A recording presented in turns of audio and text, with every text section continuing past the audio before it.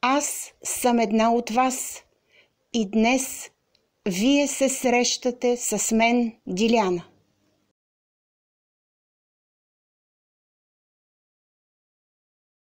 Скъпи приятели, здравейте! Днес ние започваме една голяма и много обширна тема. Това е за болестта като път на нашата душа. По тази тема ще дадем много примери, но най-напред искам да дам едно кратичко обяснение. Както знаете, нашата безсмъртна душа слиза в поредния си земен живот и заема своето човешко тяло. Тялото е съответната дреха на нашата душа в този живот. Тялото, това е нейният храм, за който тя трябва да отговаря и да го пази. Понеже душата има енергийна вибрация, тя е вид насочена енергия и тръгвайки отгоре от отвъдното, тя се намества в тялото, носи със себе си Божията искра и носи тази насочена енергия, чрез която овладява тялото. Тоест, нашето тяло не е само материално тук на земята. Ние можем да го видим и да го пипнем, но съдържайки нашата безсмъртна душа в себе си, то има енергийна цялост. Тоест, нашето тяло е едновременно материално и енергийно. И ако трябва простичко да ви го обясня, нашето тяло си представете, че представлява един цилиндър, който е пълен догоре с енергия. Вие сте чели или чули, или вече сте научили, че има биополе, т.е. има една енергия, която обкръжава нашето тяло. Тази енергия се състои от 7 енергийни центъра, които ние наричаме чакри. От 1 до 7. Отдолу нагоре. Аз няма да ви говоря за чакрите. Има много хора, които са специалисти, енергийни специалисти и които използват чакрите за въздействие. Аз искам просто да ви кажа какъв е механизмът на нашето тяло и как то допуска болестите в себе си. И така, нашето тяло е един цилиндър, който се състои от 100% енергия. Когато тази енергия в него намалее, това се усеща от горните 2 чакри, от 6 и 7.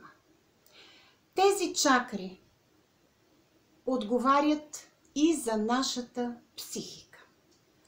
И когато енергията е намаляла, изведнъж първо човекът започва психически да не се усеща добре. По-нататък, когато енергията в нашето тяло намалее и още, започват да страдат определени органи, които са от 1 до 6 чакра. Това обаче не е всичко. Когато нашето тяло има енергиен дефицит, се проявяват отделните болести. Но винаги те започват първо на психично или на психологично ниво и чак след това се проявяват на физическо такова. Екстрасенсите са много добре запознати с енергийната цялост на тялото или с така нареченото биополе. с начина по който да въздействат на отделните органи, като изпращат определена енергия или като се стараят да заредят този цилиндър в лицето на тялото, за да може определеният орган да се усети по-добре. Каква е нашата цел в този живот? Да се стараем, докато сме симбиотична връзка между душа и тяло, да поддържаме този енергиен цилиндър в лицето на нашето тяло на 100%. И в момента, в който усетим някакъв дискомфорт, който, както казах, първо ще бъде или психически, или психологически, веднага да се постараем да го балансираме и да го хармонизираме. Защо казвам всичките тези неща? Защото по изследванията, които направих с отделни хора, установих, че всичко тръгва от психиката и всичко тръгва от психологическата нагласа на човека. Болестта в нашия живот е път, за да се събуди нашата душа. Болестта в нашия живот е като звън в главата ни или като гръм за тялото ни, за да може душата ни да поеме защитата на своето физическо тяло, за да може да направи всичко възможно физическото тяло да бъде в добро състояние, то да бъде здраво, за да може тя да го използва като дреха, в която е облечена до края на живота си. Какво се случва всъщност? Давам конкретни примери. Много хора заболяват от нелечими на пръв поглед болести, например от рак. Тези болести обаче не са дошли просто така. Те имат своята дълбока проява, не толкова в физическото тяло, колкото в психиката на човека и в начина, по който той приема нещата от живота, в начина, по който той разсъждава, ако искате, в действията и в постъпките му. Моя близка се разболя от рак на панкреаса. Години наред тя живееше с нелюбим партньор, с човек, който я обиждаше, с човек, който се опитваше психически да я унищожи, да омаловажи личността й, да не я приеме като човек до себе си. Но той предпочиташе да живее с нея, като я тормози, по този чисто психологически начин и като декларира всеки ден, че тя не е човешка единица мярка, а че всъщност тя не е достойна да бъде негов партньор. Моята близка събра в себе си толкова отрицателна енергия, че това започна да влияе на психиката й. Тя се усещаше зле вътре в себе си, но понеже като човек бе мирна, тя не бе типа насилник. Тя не можеше да каже не на този брак. Тя не можеше да каже не на издевателствата, които се сипеха всеки ден върху нея. Тя разви чувство на гняв, тя разви комплекс за малоценност, че тя не е достойна, но че тя някак си не може да се противопостави на този мъж, който й беше партньор. Когато ние разговаряхме с нея, аз й обясних, че тя не бива да допуска това чувство за малоценност към себе си, че тя трябва да се изправи срещу своя партньор, да каже не на тази агресия, която се сипеше върху нея, да каже не на този брак и просто да предприеме някакви конкретни действия. За съжаление обаче, тя нямаше тази сила да го направи и бавно и полека събираната с години отрицателна енергия, чувството на гняв, на яд, ако щете, на неудовлетвореност, дадоха своя отрицателен резултат. Тя се разболя от рак на панкреаса, т.е. нейното тяло започна вътрешно да се самоизяжда. От една прекрасна жена тя се превърна в скелет. Със своите тегоби на чисто физическо ниво тя не можа да се справи. Нейната душа не се пробуди, защото, както тя казваше, когато този мъж, който ми е партньор в този живот, не ме обича, не ме приема, на мен не ми трябва да живея по този начин.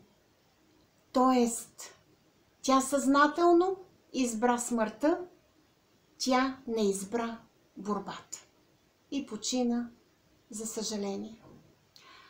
Друга моя приятелка, която имаше същия проблем и проблеми с партньора си чисто сексуални и емоционални, избра обаче другия път да се бори. Какво направи тя? Тя реши, че нейната душа е дошла тук, за да проведе до края пътя на живота си на земята. И че тя трябва да направи всичко възможно да укрепи душата в тялото си. Тя направи дистанция от този партньор, говорим чисто мисловна дистанция, тя не се раздели с него, но онази агресия, която идваше от негова страна към нея, тя я игнорира. Това сякаш не се отнасяше до нея. Тя казваше за себе си: да, аз имам рак на матката. Това бе белег, как да кажа, на омраза към секса, омраза към тази липса на любов, тъй като съпругът ти имаше безброй любовници, безброй сексуални контакти и емоционални такива. И в това отношение той не я зачиташе, така да се изразя грубо, за жена и партньор, който е до него. Моята приятелка преодоля психически, емоционално, психологически и физически този стрес да бъде отхвърлена, защото тя заяви пред себе си: аз съм силна, аз съм достойна, аз обичам себе си и аз ще се боря, за да живея. Тя преживя това тежко заболяване. И ето вече 10 години по-късно тя е жива и здрава, но онова, което й се случи в лицето на болестта, я промени. И когато ние днес разговаряме за тези неща, тя сама споделя, че е изминала дълъг път на душата си тук, на земята, но тя е осъзнала, че тя не може да се предаде и че тя има сили да се бори и че тя има вяра да отстоява себе си и да бъде себе си. Защо ви дадох тези два примера? Защото, когато болестта по физическия начин ни нападне, ние трябва да се обърнем навътре към себе си, да се попитаме, защо това ни се случва, защо болестта е този препъни камък, който не ни позволява да вървим напред, защо тя ни затваря врати. Днес, в този момент, отговорът е един, защото болестта е път да вървим не напред, не настрани, а нагоре, да вървим по пътя на нашата душа. Болестта е сигнал нашата душа вътре в тялото да се пробуди, по някакъв начин да ни помогне да съберем силите си, да се обърнем честно към себе си и да си дадем отговора, защо на нас ни се случва това. Отделните прояви на нелечими болести всъщност се появяват в нашия живот, за да ни покажат, че нашата душа е готова да се бори или нашата душа не е готова. По този начин вътре в нас, като виждания, като вярвания, се наслоява една енергия в лицето на увереността, на вярата, на силата и, разбира се, на надеждата, че ние можем да се справим с този препъни камък в лицето на болестта, че ние имаме сили да продължим, че ние имаме вяра, че това е само част от нашия живот.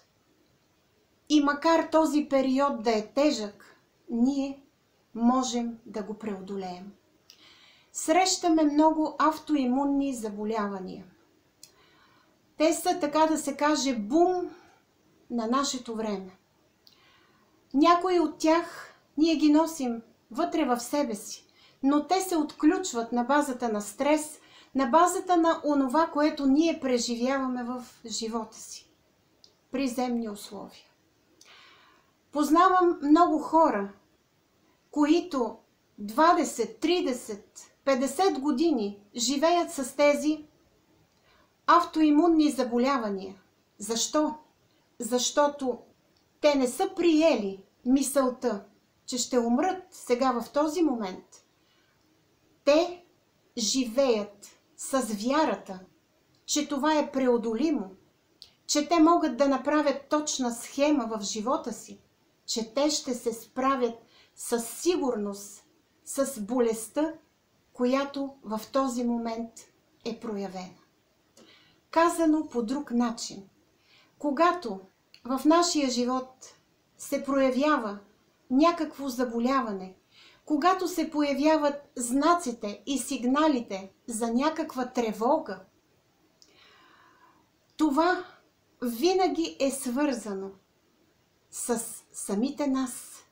Това е свързано с начина, по който разбираме нещата от живота, с начина, по който процедираме в нашия живот, с нашето обкръжение, с нашите партньори, с онова, което приемаме или не приемаме в живота си, с онова, което чувстваме или с онова, което отхвърляме.